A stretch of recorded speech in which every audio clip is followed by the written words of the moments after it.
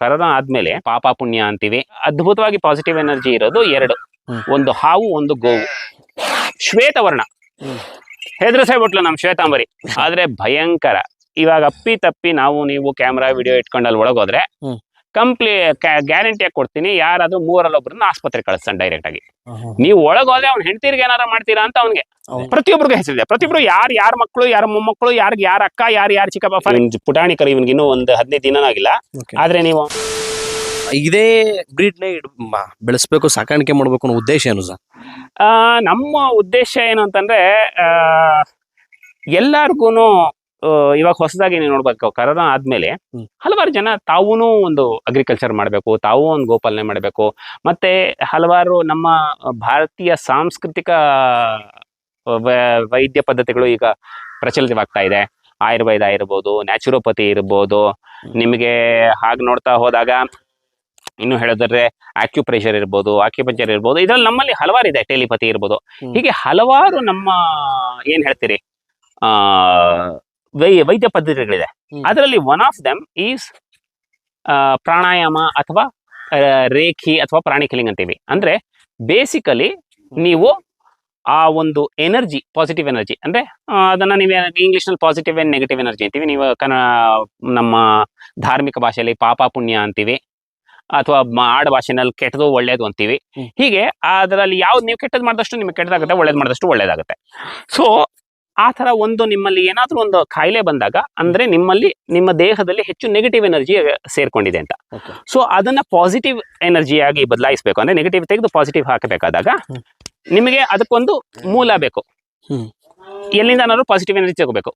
ಏನು ಅದರಲ್ಲಿ ಪ್ರಾಣಿಗಳ ಲೆಕ್ಕ ತಗೊಂಡಾಗ ಅದ್ಭುತವಾಗಿ ಪಾಸಿಟಿವ್ ಎನರ್ಜಿ ಇರೋದು ಎರಡು, ಒಂದು ಹಾವು, ಒಂದು ಗೋವು. ಸೊ ಗೋಮಾತೆ ಇದು ನಮ್ಮ ಮಲ್ನಾಡ್ ಗಿಡ್ಡದಲ್ಲಿ ಶ್ವೇತ ಕಪಿಲ ಅಂದ್ರೆ ಶ್ವೇತವರ್ಣ ಹೆದರ್ಸೇ ಬಿಟ್ಲು ನಮ್ ಶ್ವೇತಾಂಬರಿ. ಅವಳ ಹೆಸರು ಶ್ವೇತಾಂಬರಿ. ವಿಡಿಯೋಗೆ ಹೆದರ್ಸೋದು. ಅವಳಿಗೆ ಏನ್ ಯೋಚನೆ ಅಂದ್ರೆ, ನೀವು ವಿಡಿಯೋ ತೆಗಿತಾ ಇರೋದಲ್ಲ, ಅವಳ ಹಿಂದೆ ಅವಳ ಕರು ಇದೆ, ನೀವು ಅವಳ ಕರುಗೆ ಏನಾದ್ರು ಮಾಡ್ತೀರಾ ಅನ್ನೋ ವಿಚಾರಣೆ ಅವಳಿಗೆ. ಸೊ ಇವಳು ಶ್ವೇತಾಂಬರಿ. ಶ್ವೇತಾಂಬರಿಯ 4ನೇ ಕರು ಸಾಮ್ರಾಟ. ಅಲ್ಲಿ ಏನ್ ಬರ್ದ ಹತ್ರ ಇದ ನೋಡಿ, ಬಿಳಿ ಕರು ಇವನೇ. ಮೊನ್ನೆ ಒಲೆ ಹತ್ರ ಎಲ್ಲ ಹೋಗಿ ಮೂತಿಗೆಲ್ಲ ಕಪ್ ಬಳಸ್ಕೊಂಡ್ ಬಂದಿದ್ದಾನೆ ಇವನೇ. ಅಂದ್ರೆ ಇದು full pure white Milky white. So ಹಾಗೆ ಒಂದೊಂದು ನಾನು ಹೇಳಿದಾಗೆ ಆ ಒಂದು ಪಾಸಿಟಿವ್ ಎನರ್ಜಿಗೋಸ್ಕರ ಈಗ ಎಲ್ಲರೂ ಏನ್ ಮಾಡ್ತಾ ಇದ್ದಾರೆ, ಆರ್ಗ್ಯಾನಿಕ್ ಫಾರ್ಮಿಂಗ್ ಮಾಡ್ತೀನಿ, ಗಾಣದೆಣ್ಣೆ ಉಪಯೋಗಿಸ್ತೀನಿ, ಕೌ ಬೇಸ್ಡ್ ಫಾರ್ಮಿಂಗ್ ಮಾಡ್ತೀನಿ ಅಂತ ಶುರು ಮಾಡಿದಾಗ ಇದಕ್ಕೆ ಇಳಿತಾ ಇರೋರು ಹಲವಾರು ಹೊಸಬ್ರು. ಅಂದ್ರೆ ಯಾವತ್ತೂ ಹಸು ಸಾಕಿಲ್ದೇ ಇರೋರು, IT BT ಇಂದ ಬಂದು ಜನ ಇವತ್ತು ಕೃಷಿಗಿಳಿಯಕ್ಕೆ ಹೋಗ್ತಾ ಇದಾರೆ. ಅಂತವ್ರು ಯಾವತ್ತೂ ಹಸುನೇ ಮುಟ್ಟದೇ ಇರೋರು ಹಸು ಸಾಕ್ಬೇಕು, ಅದರಿಂದ ಉಪಯೋಗಿಸ್ಬೇಕಾದ್ರೆ ಹಸು ತುಂಬಾ ದೊಡ್ಡದಾಗಿದ್ರೆ, ಒಂದು ಮಾತಿದೆ ಸರ್, ಅಲ್ಲ ಫುಲ್ ಕೇಳಿಸ್ಕೊಂಬಿಡಿ, ಆ ಹಸು ತುಂಬಾ ದೊಡ್ಡದಾಗಿದ್ರೆ, ಉದ್ದುದ್ದ ಕೊಂಬಿದ್ರೆ ಜನ ಸಾಕಕ್ಕೆ ಹೆದರ್ಕೋತಾರೆ. ಸೊ ಆ ದೃಷ್ಟಿಯಿಂದ ನಾನು 10 ಜನಕ್ಕೆ ಹಸು ಸಾಕ್ರಿ, ಹಸು ಒಳ್ಳೇದು ಅಂತ ಹೇಳ್ಬೇಕಾದ್ರೆ ಹಸು ಪುಟ್ಟದಾಗಿರ್ಬೇಕು, ನೋಡಕ್ ಮುದ್ದಾಗಿರ್ಬೇಕು, ತುಂಬಾ ಭಯಂಕರವಾಗಿ ಕೊಂಬಿಗಿಂಬಿ ಇರಬಾರ್ದು. ಈ ತರ ಎಲ್ಲ ಯೋಚನೆ ಮಾಡಿದಾಗ ಮಲ್ನಾಡ್ ಗಿಡ್ಡ ಅದ್ಭುತವಾದ ನಮ್ಮದ ಕರ್ನಾಟಕ ಮತ್ತೆ ಕರಾವಳಿಯ ಹಸು, ಬೇಸಿಕಲಿ ಸಹ್ಯಾದ್ರಿ ಪರ್ವತ ಶ್ರೇಣಿ ಹಸು. ಸೊ ಇಷ್ಟೊಳ್ಳೇದಿರುವಾಗ ಇದನ್ನೇ ಉಳಿಸೋಣ ಅಂತ ಬಂತು. ನಿಮ್ ಪ್ರಶ್ನೆ ಕೇಳಿದ್ರಲ್ಲ ಯಾಕೆ ಮಲ್ನಾಡ್ ಗಿಡ್ಡ ಅಂತ, ಅದಕ್ಕೆ ಇಷ್ಟುದ್ದದ ಉತ್ತರ ಅಷ್ಟೇ. ಸೊ ಅದರಿಂದ ಹಂಗೆ ನಾವು ಉಳಿಸ್ತಾ ಬಂದ್ವಿ. ಸೊ ಇದು ನಮ್ಮ ಮಲ್ನಾಡ್ ಗಿಡ್ಡ ಉಳ್ಸಕ್ ಮುಖ್ಯ ಕಾರಣ. ಆಮೇಲೆ ಯಾವಾಗ ನಮ್ಗೆ ಇದ್ರಲ್ಲಿ ಇಷ್ಟೊಂದು ಉಪಪ್ರಭೇದಗಳಿದೆ ಅಂತ ಗೊತ್ತಾಯ್ತು, ಅದನ್ನ ಉಳ್ಸಕ್ ಹೊರಟ್ವಿ. ಅದನ್ನ ಉಳಿಸುವಾಗ ಹಲವಾರು ಚಾಲೆಂಜಸ್ ಅಂತೀವಿ ಅಥವಾ ಕಷ್ಟಗಳು ಬಂದೇ ಬರುತ್ತೆ. ನೋಡಿ, ಇವಾಗ ಬಹಳ ಮುದ್ದಾಗಿ ಕಾಣಿಸ್ತಾನೆ ನಮ್ಮ ಪಾಂಡ್ರಂಗ, ಶೀಟ್ ಕೆಳಗಿದಾನೆ, ಬಿಳಿ ಹೋರಿ, ಆದ್ರೆ ಭಯಂಕರ. ಇವಾಗ ಅಪ್ಪಿ ತಪ್ಪಿ ನೀವು ಕ್ಯಾಮ್ರಾ ವಿಡಿಯೋ ಇಟ್ಕೊಂಡು ಅಲ್ಲಿ ಒಳಗೋದ್ರೆ ಗ್ಯಾರಂಟಿಯಾಗಿ ಕೊಡ್ತೀನಿ, ಯಾರಾದ್ರೂ 3 ಆಸ್ಪತ್ರೆ ಕಳಿಸ್ತಾನೆ ಡೈರೆಕ್ಟ್ ಹಾಸ್ಪಿಟ್ಲೆ. ನೀವು ಆಪ್ಷನ್ ಇಲ್ಲ, ತಪ್ಪಿಸ್ಕೊಳಕ್ ಆಗಲ್ಲ. ಸೊ ಅವನು ಅಷ್ಟಿದು. ಯಾಕಂತಂದ್ರೆ ಅವನು ನೀವು ಶ್ರೀನಿವಾಸನ್ ನೋಡಿದ್ರಲ್ಲ, ಅದಕ್ಕೆ 10ರಷ್ಟು ರಕ್ಷಣೆ ಮಾಡ್ತಾನ ಅವ್ನ ಹೆಂಡತಿರನ್ನ. ನೀವು ಒಳಗೋದ್ರೆ ಅವ್ನ ಹೆಂಡತಿರ್ಗೆ ಏನಾರ ಮಾಡ್ತೀರಾ ಅಂತ ಅವನ್ಗದು ಭಯ ಅಲ್ಲ, ನನ್ ಜವಾಬ್ದಾರಿ ರೀ. ನಾನು ಮಾಡ್ತೀನಿ. ನನ್ನ ಮಕ್ಕಳು, ನನ್ನ ಹೆಂಡತಿ, ನನ್ನ ಸಂಸಾರ ಕಾಪಾಡೋ ಜವಾಬ್ದಾರಿ ನಂದು.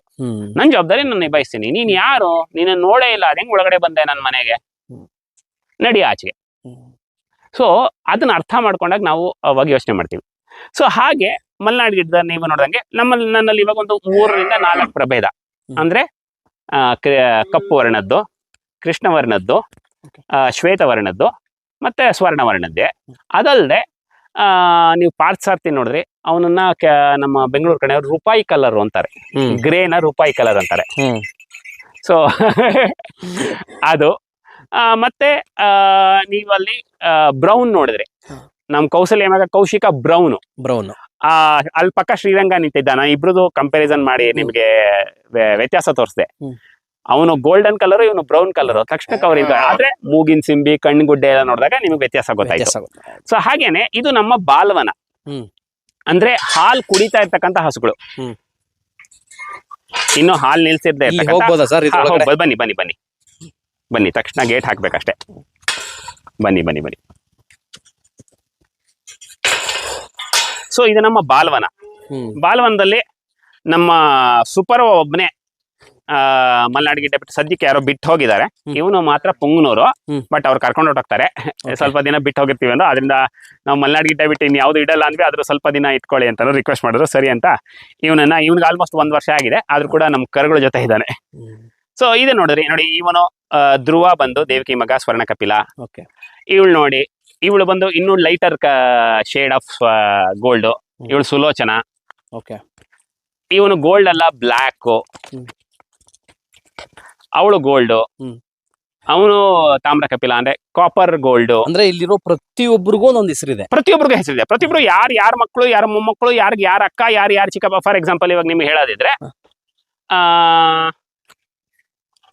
ಓಕೆ, ಸ್ವರ ಇದ್ದಾಳಲ್ಲ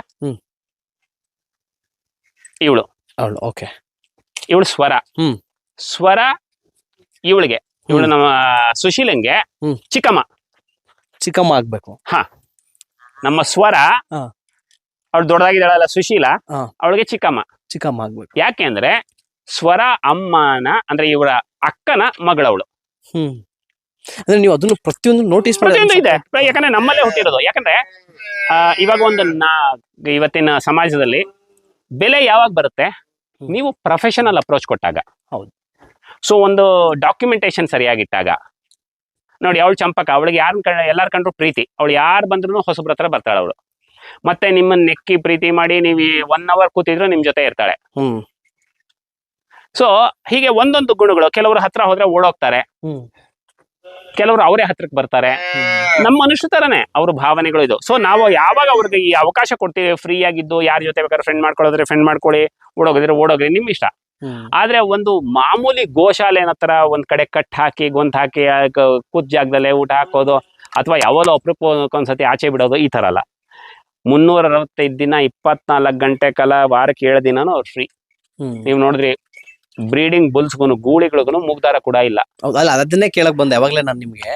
ಸಹಜವಾಗಿ ಗೋಶಾಲಾ ಅಂತ ಹೇಳಿದ್ರೆ ಅಲ್ಲಿ ಇಲ್ಲಿ ತಂದಿರ್ತಕ್ಕಂಥದ್ದು, ಇಲ್ಲ ರೆಸ್ಕ್ಯೂ ಮಾಡಿರ್ತಕ್ಕಂಥದ್ದನ್ನ ತಂದು ಸಾಕ್ತಾರೆ. ನೀವೇನಿಗೆ ಇದೇ ತಳಿನೇ ನಾನೇ ಸಾಕ್ತೀನಿ, ರೆಸ್ಕ್ಯೂ ಮಾಡಿರೋದೆ, ಎಲ್ಲಾನು ರೆಸ್ಕ್ಯೂ. ಆದ್ರೆ ಇವಾಗ ಏನಂತಂದ್ರೆ ನಮ್ಮ ಭಗವದ್ಗೀತೆಯಲ್ಲಿ ಕೃಷ್ಣ ಅದ್ಭುತವಾಗಿ ಒಂದು ವಿಚಾರ ಹೇಳಿದ್ದಾನೆ. ಒಂದು ಸಮಾಜ ಉಳಿಬೇಕಾದ್ರೆ ಸಮಾಜದಲ್ಲಿ ಒಂದೊಂದು ವರ್ಣಗಳಿರುತ್ತೆ.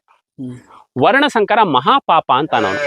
ಅಂದ್ರೆ ಜಾತಿಗಳು ಮಿಕ್ಸ್ ಆಗೋದು, ಅಥವಾ ಏನೋ ಒಂದು ನೀವು ಪದಗಳು ಕೆಲವು ಟೈಮ್ ಇವಾಗ ನಮ್ಮ ಮಾಧ್ಯಮಗಳಲ್ಲಿ ಕೆಲವು ಪದಗಳು ಉಪಯೋಗಿಸೋದು ಸರಿನೋ ತಪ್ಪು ಅಂತ ಯೋಚನೆ ಮಾಡ್ಬೇಕಾಗುತ್ತೆ. ಸೊ ವರ್ಣ ಅಂತ ಹೇಳೋದು ಇಲ್ಲ, ಜಾತಿ ಅಂತ ಉಪಯೋಗಿಸಕ್ಕಿಂತ ವರ್ಣ ಅಂತ ಉಪಯೋಗಿಸೋದು ಒಳ್ಳೇದು. ವರ್ಣ ಸಂಕರ ಒಳ್ಳೇದಲ್ಲ. ಯಾಕಂದ್ರೆ ವರ್ಣ ಸಂಕರ ಆದ್ರೆ ಏನೇನ್ ತೊಂದರೆಗಳಾಗುತ್ತೆ ಅನ್ನೋದು ತುಂಬಾ ವಿಸ್ತಾರವಾಗಿ ಹೇಳಿದ್ದಾನೆ. ಸೊ ಆದ್ರಿಂದ ನಾವು ಉಳಿಸೋಣ. ಆದ್ರೆ ಉಳಿಸೋವಾಗ ನೀವು ಹಳ್ಳಿಕಾರ್ ಉಳಿಸಿ, ಅವರು ಗೀರ್ ಉಳಿಸ್ಲಿ, ನಾನು ಮಲ್ನಾಡ್ ಗಿಡ್ಡ ಉಳಿಸ್ತೀನಿ. ಅವಾಗ ನನ್ನ ಜಾಗದಲ್ಲಿ ಬರೀ ಮಲ್ನಾಡ್ ಗಿಡ್ಡ ಇರುತ್ತೆ. ಮತ್ತೆ ಆ ಮಲ್ನಾಡ್ ಗಿಡ್ಡದಲ್ಲಿ ಯಾವ ತಳಿ ಯಾರ್ಯಾರ ಸಂಬಂಧ ಇಲ್ಲದೆ ಬ್ಲಡ್ ಲೈನ್ ಅನ್ನ ಉಳಿಸ್ಕೊಂಡು ಇನ್ಬ್ರೀಡ್ ಆಗದೆ ಬ್ರೀಡ್ ಡೆವಲಪ್ಮೆಂಟ್ ಮಾಡಿದಾಗ ನಾವೇನ್ ಇವಾಗ ನಾಟಿ ಹಸುಗಳನ್ನ ಸಾಕಕ್ಕೆ ಹಿಂಜರಿತಾ ಇದೀವಿ, ಹಾಲು ಕಮ್ಮಿ ಕೊಡುತ್ತೆ ಅಂತೆಲ್ಲ, ಅದೆಲ್ಲ ಇಂಪ್ರೂವ್ ಮಾಡ್ಬೋದು. ಅದನ್ನ ಸೆಲೆಕ್ಟಿವ್ ಬ್ರೀಡಿಂಗ್ ಅಂತೀವಿ. ಇವಾಗ ನೀವು ಯೋಚನೆ ಮಾಡ್ಬೋದು, ಇವಾಗ ಶಶಾಂಕ್ ನಮ್ಮ ಒಳ್ಳೆ ಹಾಲು ಕೊಡ್ತಾಳೆ ಅಂದ್ರೆ ನಾನು ಅವನನ್ನು ಒಳ್ಳೆ ಹೋರಿ ಮಾಡ್ತೀನಿ. ಆಗ ಇವನ ತಾಯಿ ಒಳ್ಳೆ ಹಾಲು ಕೊಡ್ತಕ್ಕಂಥ ಹಸು ಅಂದ್ರೆ ಇವನ್ನೆಲ್ಲ ಜೆನೆಟಿಕ್ಸ್ ಬಂದಿರುತ್ತೆ. ಅವಾಗ ಏನ್ ಮಾಡ್ತೀನಿ, ನಾನು ಸ್ವರ ತಾಯಿನೂ ಒಳ್ಳೆ ಹಾಲು ಕೊಡ್ತಾಳೆ ಅಂದಾಗ ನಾನು ಯಾವಾಗ ಶಶಾಂಕ ಸ್ವರಗೆ ಬ್ರೀಡ್ ಮಾಡ್ತೀನಿ, ಅವರಲ್ಲಿ ಹುಟ್ಟೋ ಕರುಗಳು ಇನ್ನೂ ಚೆನ್ನಾಗಿ ಹಾಲು ಕೊಡುತ್ತೆ. ಸೊ ಅದನ್ನ ಸೆಲೆಕ್ಟಿವ್ ಬ್ರೀಡಿಂಗ್ ಅಂತೀವಿ. ಇದನ್ನೆಲ್ಲ ಮಾಡ್ತಾ ಹೋದಾಗ್ಲೇ ಮುಂದಕ್ಕೊಂದು ತಳಿ ಉಳಿಯೋದು. ನಾನು ಯಾಕೆ ಮಲ್ನಾಡ್ ಗಿಡ್ಡವನ್ನು ಸೆಲೆಕ್ಟ್ ಮಾಡಿದೆ ಅಂದ್ರೆ ಮಲ್ನಾಡ್ ಗಿಡ್ಡ ಮುಖ್ಯವಾಗಿ ಹೊಸಬ್ರಿಗೆ ಒಂದು ಒಳ್ಳೆ ತಳಿ. ಯಾವತ್ತೂ ಹಸು ಸಾಕದೆ ಇರೋರು ಟ್ರೈ ಮಾಡಕ್ಕೆ ಪುಟ್ಟದಾಗಿ ಚೆನ್ನಾಗಿ ಮುದ್ದಾಗಿದೆ, ಮತ್ತೆ ಕೃಷಿಗೆ ಬೇಕಾದಂತ ಅದ್ಭುತವಾದ ಗೊಬ್ಬರ ಕೊಡುತ್ತೆ. ಮತ್ತೆ ಕಾಯಿಲೆ ರೋಗ ನಿರೋಧಕ ಶಕ್ತಿ ಅಂತೂ ಅದ್ಭುತವಾಗಿದೆ. ಅದ್ರ ಹಾಲಂತೂ ರೋಗ ನಿರೋಧಕ ಶಕ್ತಿ ಇನ್ನೂ ಚೆನ್ನಾಗಿದೆ. ನಿಮಗೆ ಕ್ಯಾನ್ಸರ್ ವರ್ಗುನು ಔಷಧಿಗೆ ಉಪಯೋಗಿಸ್ಕೋಬಹುದು ಹಾಲ್ನ. ಹೈಬ್ರಿಡ್ ಹಾಲ್ಗೂ ಈ ಗಿಡ್ಡ ತಳಿಗೂ ಹೈಬ್ರಿಡ್ ಹಾಲ್ಗೂ ಏನ್ ಡಿಫ್ರೆನ್ಸ್ ಸರ್? ಅದು ಹೈಬ್ರಿಡ್ ಅಂತ ಹೇಳಕ್ ಆಗಲ್ಲ. ಇಲ್ಲಿ ನಾವು ಹಸುಗಳಲ್ಲಿ 2 ಪ್ರಭೇದ ಸೈಂಟಿಫಿಕ್ ಆಗಿ ಮಾಡಿದಾಗ, ಬಾಸ್ ಗೌರಸ್, ಬಾಸ್ ಇಂಡಿಕಸ್ ಅಂತೀವಿ, 2 ತಳಿ. ಒಂದು ಬಾಸ್ ಗೌರಸ್ಸು ಭುಜ ಇಲ್ದೇ ಇರ್ತಕ್ಕಂಥ, ಹಂಪ್ ಇಲ್ದೇ ಇರ್ತಕ್ಕಂಥ ಹಸುಗಳು. ನೋಡ್ರಿ, ಇವಾಗ ನೀವು ನೋಡಿದ್ರೆ ಇಲ್ಲಿ ಹಂಪ್ ಕಾಣಿಸುತ್ತೆ. ಇವನ್ ಪುಟಾಣಿ ಕರು, ಇವನ್ಗೆ ಇನ್ನೂ ಒಂದು 15 ದಿನ ಆಗಿಲ್ಲ. ಆದ್ರೆ ನೀವು ಒಂಚೂರು ತಲೆ ಎತ್ತಿದ್ರೆ ನಿಮ್ಗೆ ಗೊತ್ತಾಗುತ್ತೆ, ಆ ಭುಜ ಕಾಣಿಸುತ್ತೆ. ಇನ್ನು 15 ದಿನದ ಕರುಗೆ ನಿಮ್ಗೆ ಭುಜ ಇದೆ. ಸೊ ಈ ಭುಜ ನಿಮ್ಗೆ ಬಾಸ್ ಇಂಡಿಕಸ್ ನಲ್ಲಿ ಬರುತ್ತೆ, ಬಾಸ್ ಗೌರಸ್ ನಲ್ಲಿ ಬರಲ್ಲ. ಬಾಸ್ ಇಂಡಿಕಸ್ ಅನ್ನೋದು ನಮ್ಮ ನಾಟಿ ಹಸು ಅಥವಾ ದೇಸಿ ತಳಿ ಅಂತೀವಿ. ಬಾಸ್ ಗೌರಸ್ ಅನ್ನೋದು ಯುರೋಪಿಯನ್ ತಳಿ. ಸೊ ನೀವು ಹೈಬ್ರಿಡ್ ಅಂತ ಉಪಯೋಗಿಸೋದಕ್ಕಿಂತ, ಹೈಬ್ರಿಡ್ ಎಲ್ಲಾನು ಆಗಿದೆ. ಇವಾಗ ಅಮೃತ್ ಮಹಲ್ ಬಂದು ಬೇರೆ 2 ತಳಿಗಳ ಸಂಕರವೇ ಅಮೃತ್ ಮಹಲ್. ಹಳ್ಳಿಕಾರ್ ಪ್ಯೂರ್, ಅಮೃತ್ ಮಹಲ್ ಪ್ಯೂರ್ ಅಲ್ಲ. ಮೈಸೂರು ಮಹಾರಾಜರು ಆಗ ಅದನ್ನ ಡೆವಲಪ್ ಮಾಡಿದ್ರು. ಸೊ ಅಮೃತ್ ಮಹಲ್ ಅನ್ನೋದು ಅವರ ಒಂದು ಕೊಡುಗೆ ಸಮಾಜಕ್ಕೆ. ಯಾಕಂದ್ರೆ ನಮಗೆ ಕೆಲಸನೂ ಚೆನ್ನಾಗಿ ಮಾಡ್ಬೇಕು, ಹಾಲು ಚೆನ್ನಾಗಿ ಕೊಡ್ಬೇಕು. ಹಳ್ಳಿಕಾರು ಕೆಲಸ ತುಂಬಾ ಚೆನ್ನಾಗಿ ಮಾಡುತ್ತೆ, ಹಾಲು ತುಂಬಾ ಕಡಿಮೆ ಆಗುತ್ತೆ. ಆದ್ರೆ ಅದರದ್ದೇ ನೋಡಕ್ಕೆಲ್ಲ ಹಂಗೆ ಇರ್ತಿದ್ರು ಕೂಡ ಅಮೃತ್ ಮಹಲ್ ಅದಕ್ಕಿಂತ ಸ್ವಲ್ಪ ಹೆಚ್ಚಿಗೆ ಚೆನ್ನಾಗಿ ಹಾಲು ಕೊಡುತ್ತೆ. ಅಂದ್ರೆ ಯಾರು ಆರ್ಗ್ಯಾನಿಕ್ ಅಂತ ಹೇಳಿ, ಆರ್ಗ್ಯಾನಿಕ್ ಅಂದ್ರೆ ಎಲ್ಲಿ ವಿಷಯುಕ್ತ ರಾಸಾಯನಿಕಗಳಿಗಿರಲ್ವೋ ಅದೆಲ್ಲ ಆರ್ಗ್ಯಾನಿಕ್. ಯಾವುದೇ ಒಂದು ಕಸ ಕಡ್ಡಿ ಹುಲ್ಲು ಏನೇ ಇದ್ರು ಎಲ್ಲ ಆರ್ಗ್ಯಾನಿಕ್.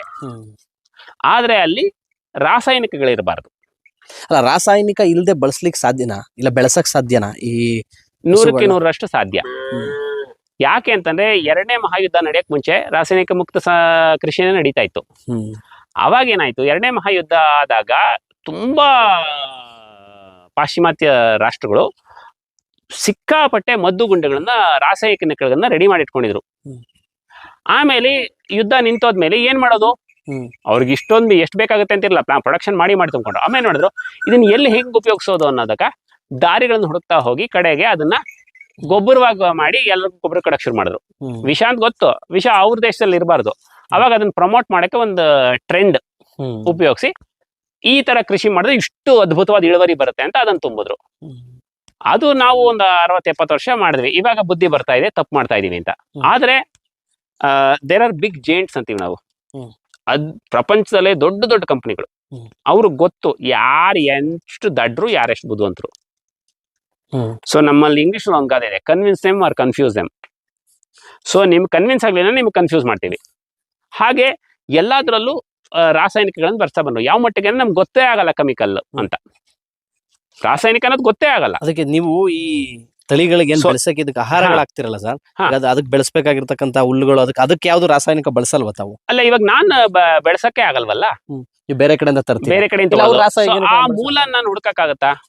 ಇವಾಗ ಒಂದ್ ಕೇಳ್ತೀನಿ, ಇವಾಗ ಎಲ್ಲರಿಗೂ ಒಂದ್ ಚೂರ್ ತಿಳುವಳಿಕೆ ಬರ್ತಾ ಇದೆ.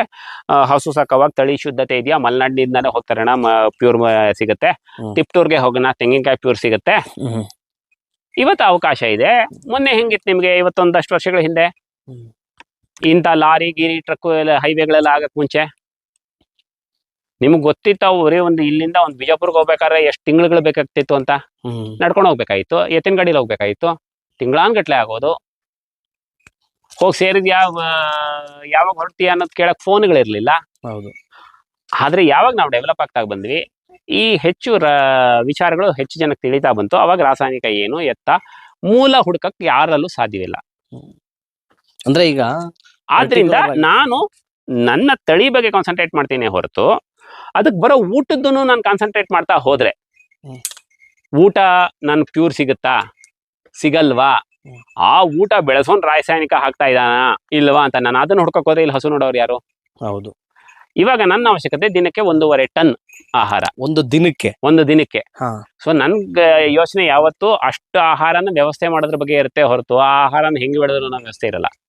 ನಾಳೆ ನನಗೆ ನನ್ನ ಸಾಮರ್ಥ್ಯ ಇನ್ನು ಹೆಚ್ಚಾಗಿ, ನಂದೇ ಜಾಗ ಇದ್ದು, ನಂದೇ ಟ್ರ್ಯಾಕ್ಟರ್, ನಂದೇ ಇದು ಜಮೀನು, ನಾನೇ ಬೆಳಿತೀನಿ ಅಂತ ಆವಾಗ ನಾನು ನೀವು ಹೇಳಿದ್ದನ್ನ ಫಾಲೋ ಮಾಡ್ತೀನಿ. ಅಂದ್ರೆ ರಾಸಾಯನಿಕ ಮುಕ್ತವಾಗಿ ಬೆಳಿತೀನಿ. ಆದ್ರೆ ಇವಾಗ ರಾಸಾಯನಿಕ ಮುಕ್ತವಾಗಿ ಬೆಳೀತಾ ಇದಾರಲ್ವ ಅಂತ ನಾನು ಚೆಕ್ ಮಾಡಕ್ ಆಗಲ್ಲ. ಅದು ನನ್ನ ಪರಿಸ್ಥಿತಿ ಇವತ್ತಿಂದ.